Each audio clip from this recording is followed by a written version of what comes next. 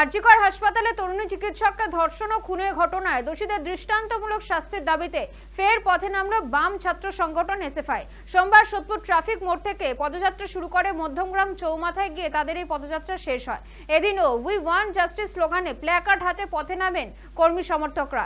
SFI নেতা সৃজন ভট্টাচার্য এদিন ফের রাজ্যের শাসক দল ও প্রধান বিরোধী দলকে নিশানা করেন।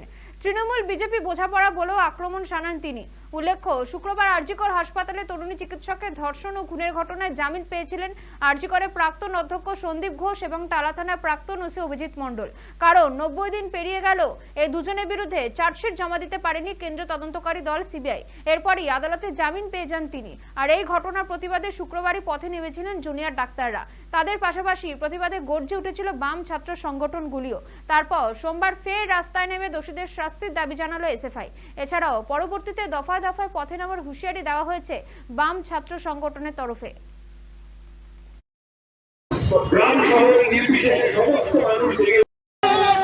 সকলে বুঝতে পারছে তো তৃণমূল বিজেপি বোঝাপড়া।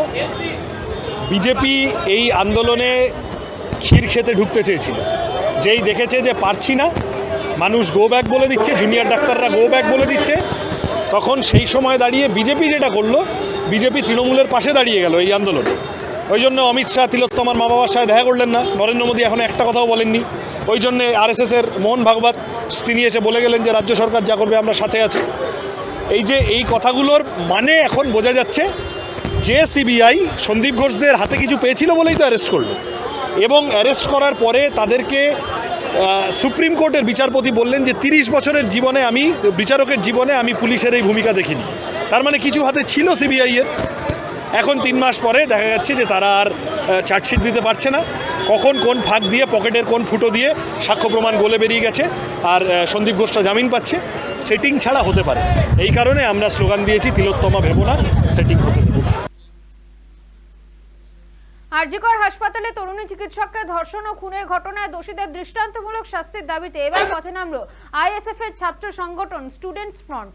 সন্দীপ ঘোষ এবং টালা থানার ওসি মুক্ত, সিবিআই অপদার্থ, এই স্লোগানকে সামনে রেখে এদিন সিজিও কমপ্লেক্স অভিযান করলো তারা। সোমবার সেন্ট্রাল পার্ক মেট্রো স্টেশন থেকে স্লোগান সহ মিছিল করা হয় তাদের তরফ থেকে, এবং মিছিলটি শেষ হয় সিজিও কমপ্লেক্সের সামনে গিয়ে। উল্লেখ্য, গত শুক্রবার আরজিকর হাসপাতালে তরুণী চিকিৎসকের ধর্ষণ ও খুনের ঘটনায় জামিন পেয়েছিলেন সন্দীপ ঘোষ এবং অভিজিৎ মণ্ডল। 90 দিন পেরিয়ে গেলেও দুজনের বিরুদ্ধে কোনো চার্জশিট জমা করতে পারেনি সিবিআই। এরপরই আদালতের জামিন পেয়ে যান তারা। আরজিকর কাণ্ডের পর প্রথম থেকেই আরজিকরের তৎকালীন অধ্যক্ষ সন্দীপ ঘোষের ভূমিকা নিয়ে নানা প্রশ্ন উঠেছে বিভিন্ন মহলে। সন্দীপকে ঘিরে ক্ষোভও তৈরি হয়েছে। সন্দীপকে দফায় দফায় জিজ্ঞাসাবাদ করে কেন্দ্রীয় তদন্তকারী সংস্থা। তারপরে দুর্নীতির অভিযোগে সন্দীপকে গ্রেফতার করে সিবিআই। পরে ধর্ষণ খুনের মামলায় সন্দীপকে গ্রেফতার করা হয়েছিল। অবশেষে ধর্ষণ খুনের মামলায় জামিন পেলেন সন্দীপ ঘোষ। একই সঙ্গে ধর্ষণ খুনের মামলায় গ্রেফতার করা হয়েছিল টালা থানা তৎকালীন ওসি অভিজিৎ মণ্ডলকেও। শুক্রবার অভিজিৎ জামিন পেয়েছেন। আর এরপরই চিকিৎসকদের পাশাপাশি প্রতিবাদে সরব হচ্ছে বিভিন্ন রাজনৈতিক দলগুলি।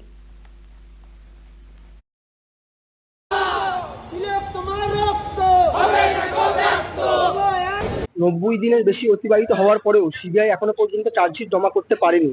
তাই সিবিআই যাতে অবিলম্বে সাপ্লিমেন্টারি চার্জশিট দাখিল করে, তার জন্য আমরা সিজিও কমপ্লেক্স যাচ্ছি এবং সিবিআইকে আমরা মনে করিয়ে দেবো আমার বোনের বিচার না পাওয়া পর্যন্ত আমরা রাস্তায় ছিলাম, রাস্তায় আছি, রাস্তায় থাকবো।